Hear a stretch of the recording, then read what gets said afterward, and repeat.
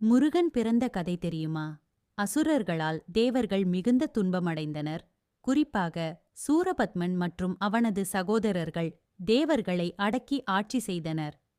அவர்களை அழிக்கவல்ல சக்தியுடையவன் சிவபுத்திரனாக இருக்க வேண்டும் என்பதால் தேவர்கள் சிவன் பார்வதியை வேண்டி தவம் செய்தனர். சிவனின் மூன்றாவது கண் திறந்தபோது அதிலிருந்து அளவற்ற தீஜ்வாலையாக ஒரு தெய்வ ஒளி வெளிப்பட்டது. இந்த சக்தியை பார்வதி உடனே ஏற்க முடியாததால் சிவன் அதை அக்னி தேவனிடம் ஒப்படைத்தார். அக்னி தேவனும் அந்த தீவெள்ளத்தை தாங்க இயலாமல் அதை கங்கை நதியில் சேர்த்தார்.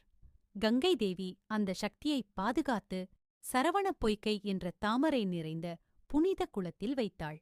அங்கே அந்த சக்தி 6 தாமரைகளில் 6 குழந்தைகளாக மலர்ந்தது. கார்த்திகை மாதர்கள் அந்த 6 குழந்தைகளை 6 கார்த்திகை மாதர்கள் அன்போடு வளர்த்தனர். அதனால் அவருக்கு கார்த்திகேயன் என்ற பெயர் வந்தது. பார்வதி தேவி சரவண பொய்கைக்கு வந்து 6 குழந்தைகளையும் ஒரே நேரத்தில் அணைத்தபோது அவை ஒன்றிணைந்து 6 முகங்களும் 12 கைகளும் கொண்ட முருகனாக மாறின. அதனால் அவர் ஆறுமுகன் என்று அழைக்கப்பட்டார். முருகன் தன் சேனை தலைவன் வீரபாகுவுடன் அசுரர்களுக்கு எதிராக போர் புரிந்தார். சிங்கமுகன், தாரகாசுரன் இருவரும் அழிக்கப்பட்டனர்.